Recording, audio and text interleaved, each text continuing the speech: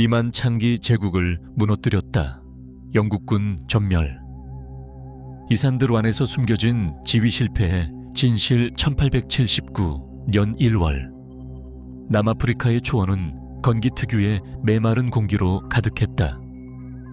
태양은 자비가 없었고 붉은 흙은 바람에 날려 병사들의 얼굴과 제복을 덮었다. 그러나 영국군은 개의치 않았다. 그들은 제국의 군대였다. 인도, 아프리카, 아시아 어디서든 승리해온 군대. 총과 포, 규율과 훈련이 그들의 신념이었다. 그들이 야영지를 세운 곳은 기묘한 형상의 바위산 아래였다. 현지어로 이산들 와나라 불리는 그 산은 멀리서 보면 누워있는 사자처럼 보였다. 그 형상은 위험이 있었지만 동시에 어딘가 불길한 침묵을 품고 있었다. 영국의 침공은 정치적 계산에서 비롯되었다. 줄루 왕국은 남아프리카에서 강력한 토착 세력이었고 영국은 이를 잠재적 위협으로 보았다. 당시 줄루를 통치하던 인물은 세츠와요 카암판데였다. 그는 즉위 이후 군사력을 유지했지만 영국과의 전면전을 원하지는 않았다. 그러나 영국은 최후 통첩을 보냈고 그것은 사실상 전쟁 선고였다.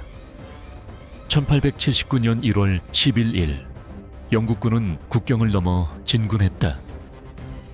지휘관은 첼름스퍼드 경, 본명 프레더릭 세이어스였다. 그는 줄루군을 과소평가했다. 그들은 창과 방패뿐이다.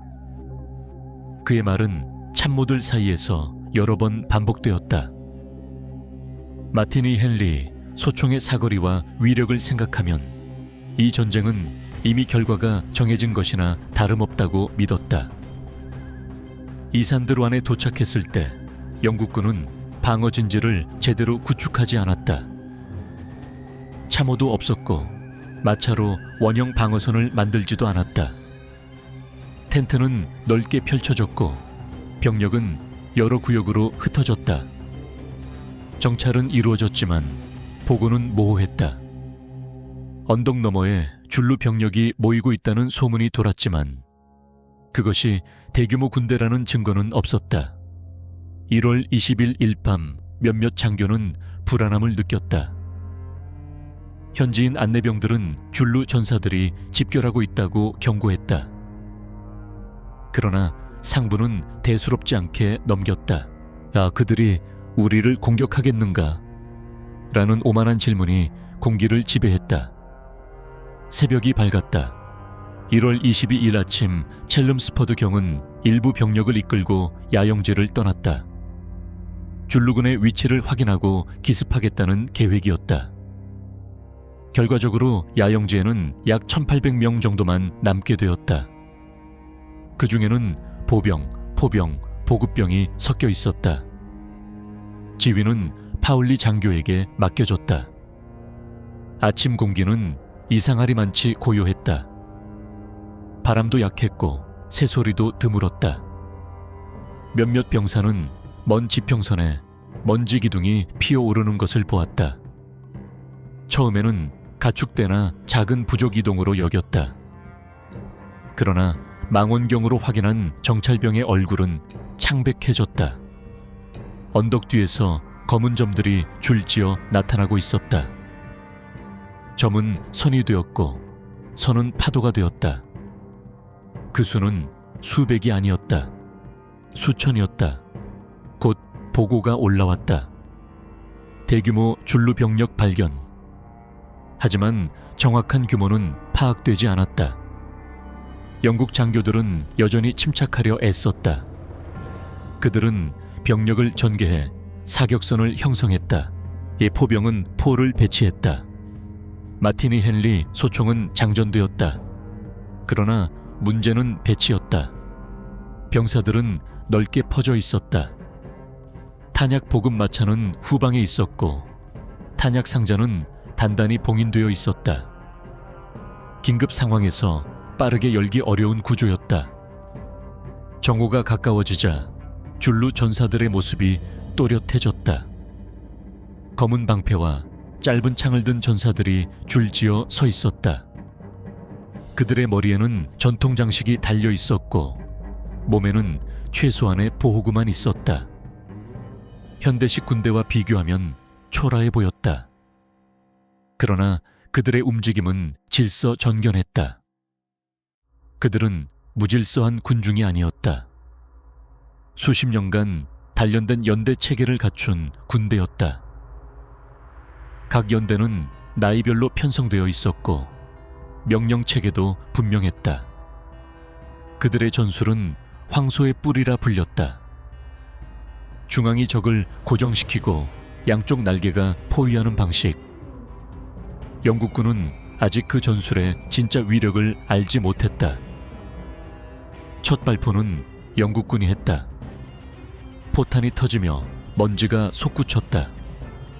이어서 소총 사격이 이어졌다. 줄루 전사들이 쓰러졌다. 붉은 흙 위에 검은 점들이 하나둘 멈춰 섰다. 그러나 대열은 흐트러지지 않았다. 줄루 전사들은 빠르게 흩어졌다가 다시 모였다. 총알이 빗발쳐도 속도를 늦추지 않았다.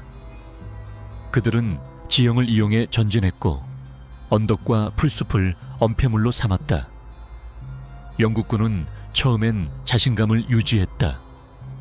우리가 이긴다. 그 말은 사격 소리 사이로 오갔다. 그러나 시간이 지날수록 사격선은 점점 길어졌다. 병사들 사이의 간격이 넓어지면서 틈이 생겼다. 그리고 그 틈을 향해 줄루의 뿔이 움직이기 시작했다. 왼쪽에서 오른쪽에서 검은 물결이 돌아 들어왔다. 그제야 몇몇 장교는 깨달았다.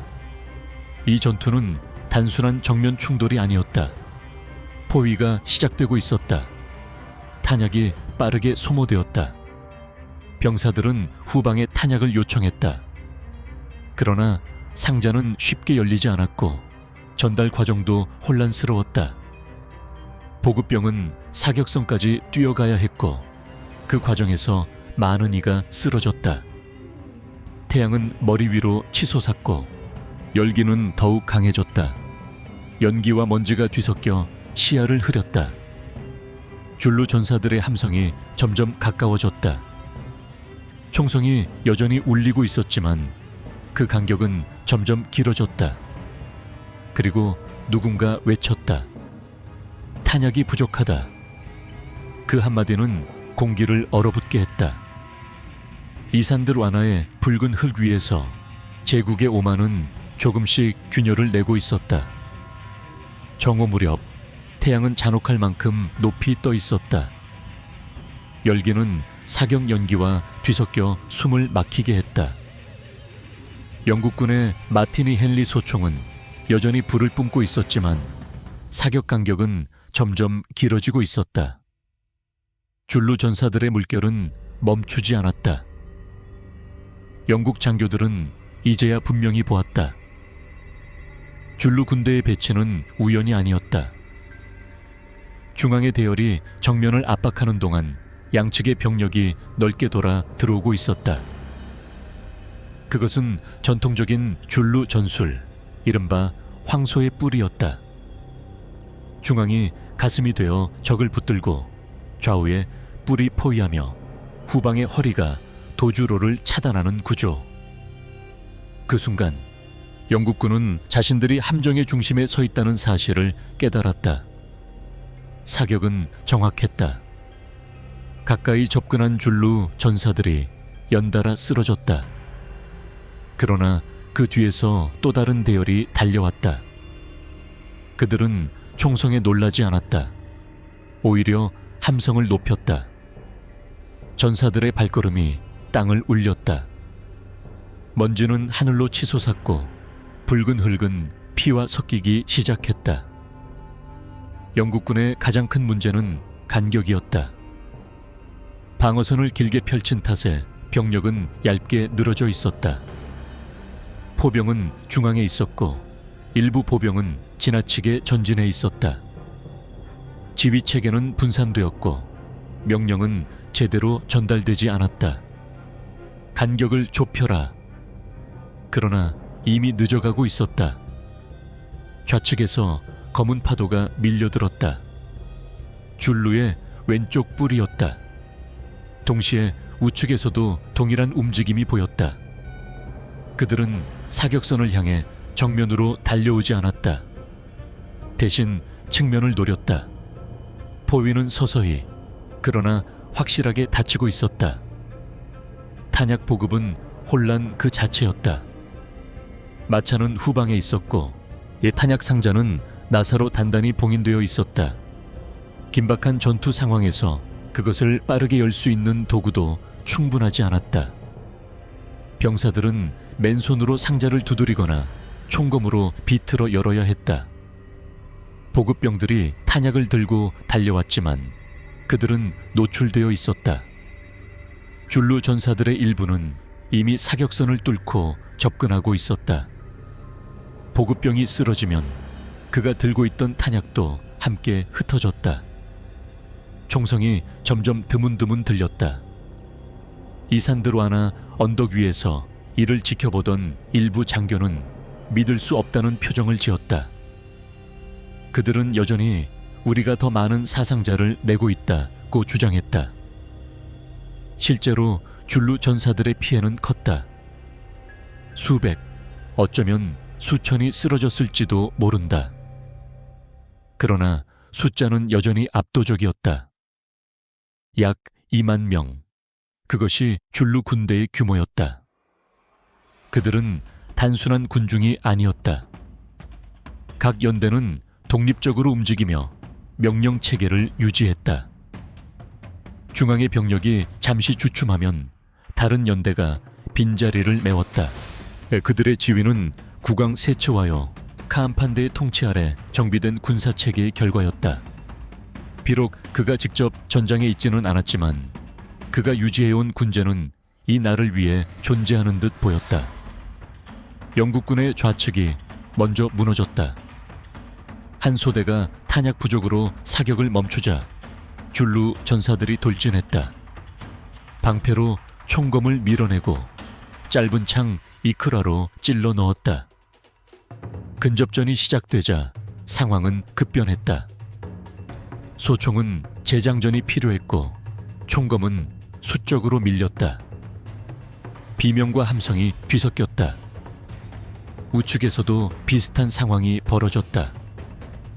포병이 마지막 포탄을 발사했을 때 이미 줄루 전사들은 수십 미터 거리까지 접근해 있었다. 포를 다시 장전할 시간은 없었다. 포병들은 권총과 총검으로 저항했지만 곧 파도에 삼켜졌다. 중앙은 고립되었다. 지휘관은 후퇴 명령을 내리려 했지만 후방은 이미 안전하지 않았다. 허리 역할을 하던 줄루 예비대가 도주로를 차단하고 있었다. 강 쪽으로 빠지려는 병력은 이미 추격을 받고 있었다. 영국군은 이제 전열이 아닌 생존을 위해 흩어졌다. 일부는 탄약 마차 주변에 모여 최후의 저항을 시도했다. 붉은 제복은 먼지와 피로 얼룩졌고 궁유는 쓰러졌다가 다시 세워졌다. 그러나 사방에서 몰려드는 검은 방패와 창은 멈추지 않았다. 한 병사가 외쳤다. 포위됐다. 그 말은 더 이상 과장이 아니었다. 이산들 완화의 초원은 이제 총성보다 함성이 더 크게 울렸다. 영국군의 사격은 산발적으로 이어졌고 줄루 전사들의 발걸음은 점점 가까워졌다. 황소의 뿔은 완전히 닫히고 있었다. 그리고 그 안에 제국의 군대가 갇혀 있었다. 포위망이 완전히 닫히자 전투는 더 이상 전열의 싸움이 아니었다. 그것은 생존의 문제였다. 줄루 전사들의 함성은 사방에서 들려왔다. 북과 발구름 소리가 땅을 울렸다. 영국군은 흩어졌고 사격선은 무너졌다. 누가 지휘하고 있는지조차 분명하지 않았다.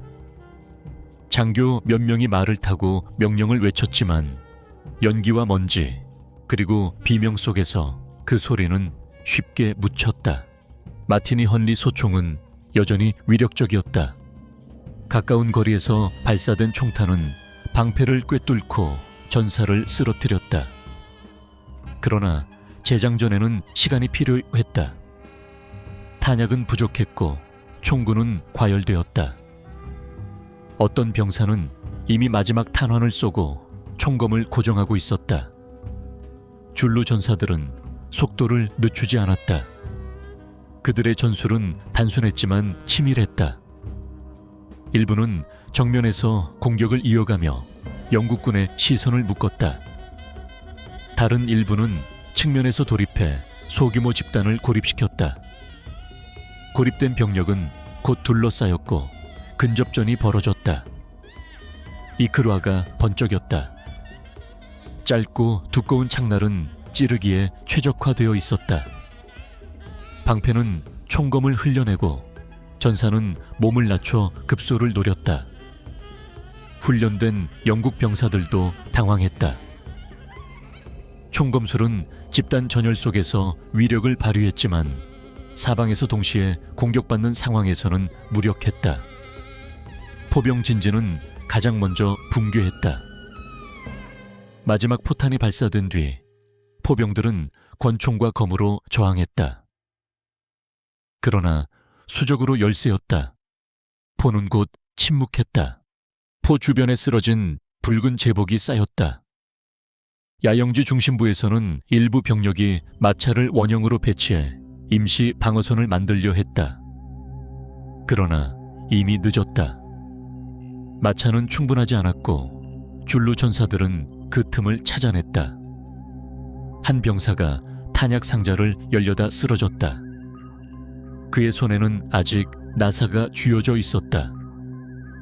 전투 초반 상자를 여는데 지체된 몇 분이 이제는 치명적인 결과로 돌아오고 있었다. 영국군의 좌측은 완전히 사라졌다. 우측도 무너졌다. 중앙의 일부 병력만이 작은 고지를 점령해 마지막 저항을 이어갔다. 그들은 등을 맞대고 원형을 이루었다. 총성이 간헐적으로 울렸다. 한 발, 두 발, 그리고 침묵. 줄루 전사들이 돌진했다. 방패가 부딪히고 창이 번쩍였다. 짧은 격돌 끝에 고지는 함락되었다. 강 쪽으로 도주하려는 병력도 있었다. 버팔로 강을 향해 말을 달렸지만 길은 험했고 이미 줄루의 예비대가 차단하고 있었다. 강을 건너려다 익사한 이도 있었고 추격을 받아 쓰러진 이도 있었다. 전투는 오후가 되기 전 사실상 끝났다. 약 1800명 중 대부분이 전사했다. 생존자는 극히 소수였다.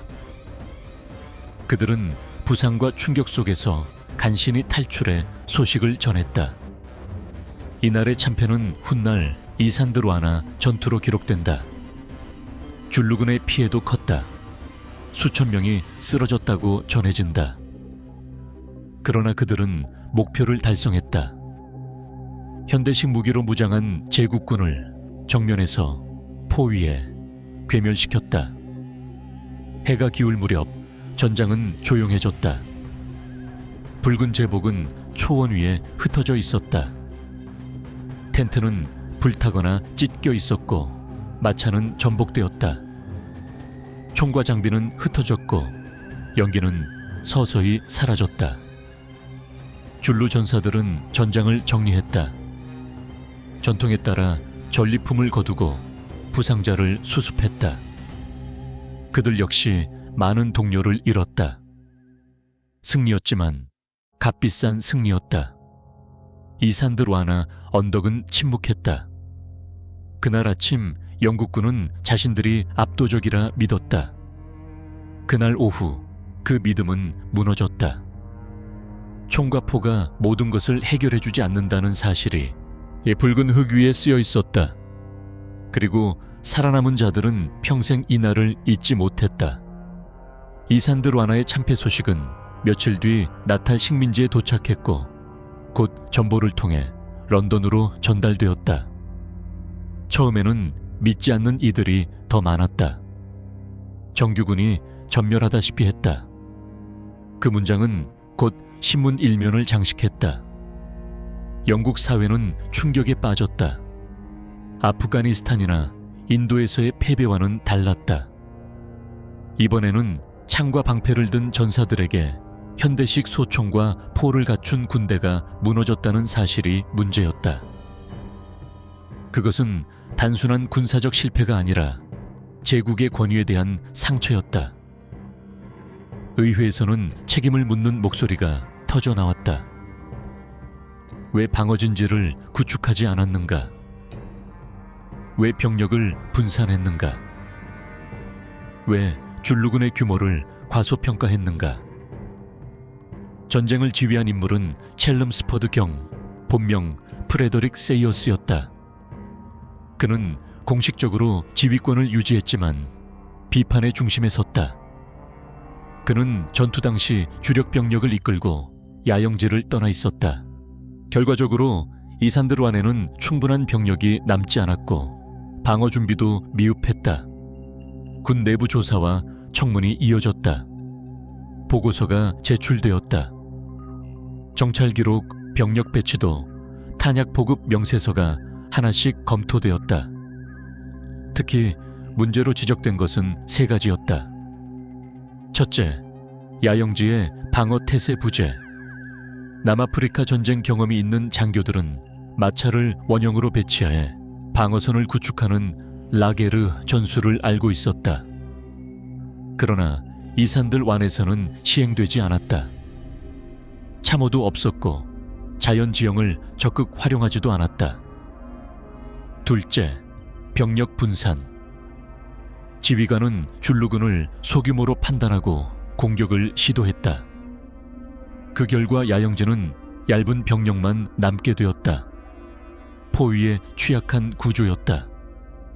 셋째, 탄약 보급 체계. 탄약 상자는 나사로 봉인되어 있었고 개봉 도구는 제한적이었다. 전투 초반의 지체가 결국 사격선 붕괴로 이어졌다는 증언이 나왔다. 의회 청문에서 일부 장교는 증언했다. 우리는 충분한 탄약을 가지고 있었다. 그러나 그것을 제때 받을 수 없었다. 다른 이는 말했다. 줄루군은 예상보다 훨씬 조직적이었다. 줄루 왕국의 군사체계는 단순한 부족 집단이 아니었다. 통치자 세츠와요 카암판대는 즉위 이후 연대 체계를 유지했고 전통 전술을 체계화했다. 비록 그는 전투 현장에 없었지만 그가 구축한 군제는 실전에서 위력을 발휘했다. 영국 언론은 처음에는 충격을 숨기려 했으나 곧 논조가 바뀌었다. 용감했으나 준비되지 않았다. 지휘에 오만이 부른 참사. 군사재판은 형식적으로는 첼름스퍼드 개인을 완전히 유죄로 단정하지 않았다. 전쟁 상황, 정보 부족, 통신 한계 등이 고려되었다. 그러나 사실상 그의 명성은 치명타를 입었다. 그는 이후 추가 병력을 받아 방역에 나섰고 울룬디 전투에서 승리했지만 이산드루아나의 그림자는 지워지지 않았다. 전략가들은 분석했다.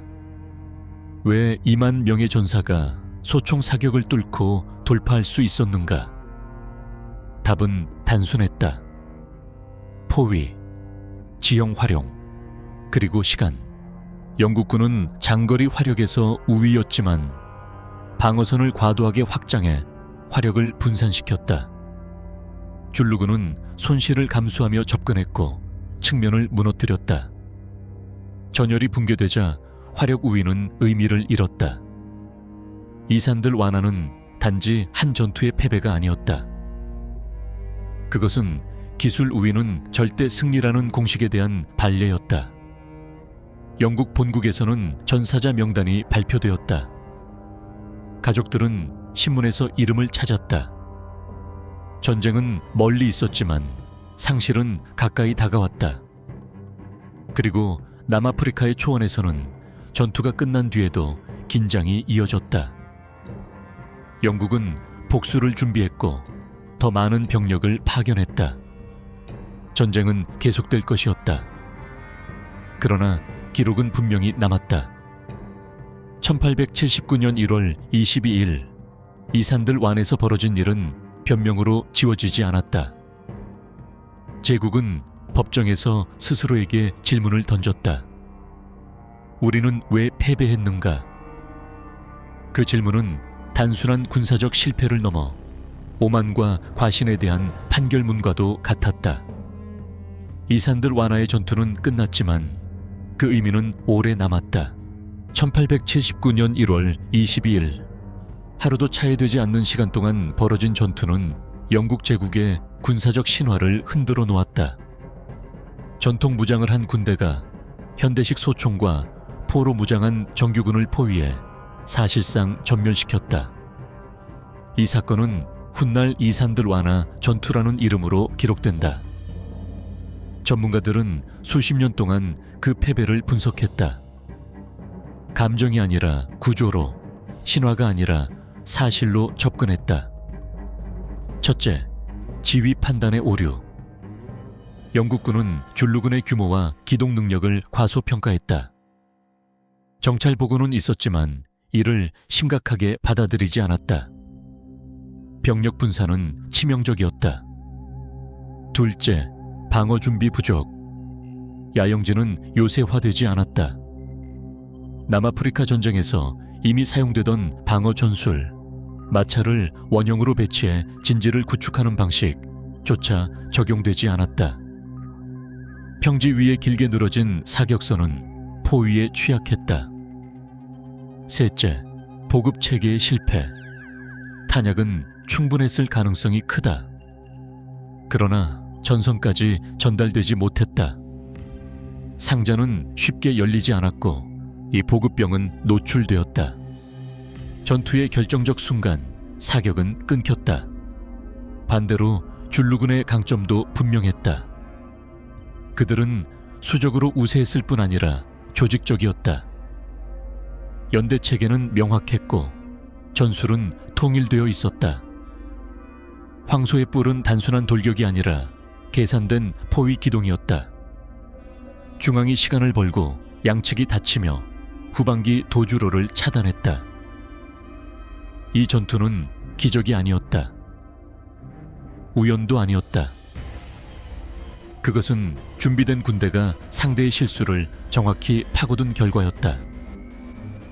전쟁은 이후 계속되었다. 영국은 증원군을 파견했고 최신 장비와 더 많은 병력을 동원했다. 몇 달 뒤 울룬디 전투에서 줄루 왕국은 패배했다. 통치자 세츠와요 캄판데는 결국 포로가 되었고 왕국은 해체되었다. 역사적으로 보면 영국은 최종 승자였다. 그러나 이산들 완화의 하루만큼은 달랐다. 그날 기술의 우위는 무너졌다. 그날 숫자와 기동, 의지가 전장을 지배했다. 그날 제국은 자신들의 오만을 대가로 배웠다. 군사학교에서는 이 전투를 교훈으로 가르친다. 화력은 중요하지만 배치가 더 중요하다. 무기는 강력하지만 보급이 끊기면 무용지물이다. 정보는 존재해도 믿지 않으면 의미가 없다. 이산들 완화는 패배의 기록이자 경고였다. 붉은 흙 위에 쓰러진 병사들의 이름은 지금도 기념비에 남아있다. 줄루 전사들의 희생도 구전과 기록 속에 전해진다. 양측 모두 수많은 생명을 잃었다. 승리와 패배를 넘어 그것은 인간이 치른 값이었다. 초원은 다시 고요해졌지만 역사는 그 침묵을 잊지 않았다. 2만 명의 줄루 전사들이 영국의 현대식 군대를 파괴한 이유는 단순하다. 그들은 상대의 약점을 정확히 보았고 두려움 없이 움직였으며 전술을 끝까지 완성했다. 그리고 제국은 깨달았다. 전쟁에서 가장 위험한 것은 적의 창이 아니라 자신의 확신이라는 것을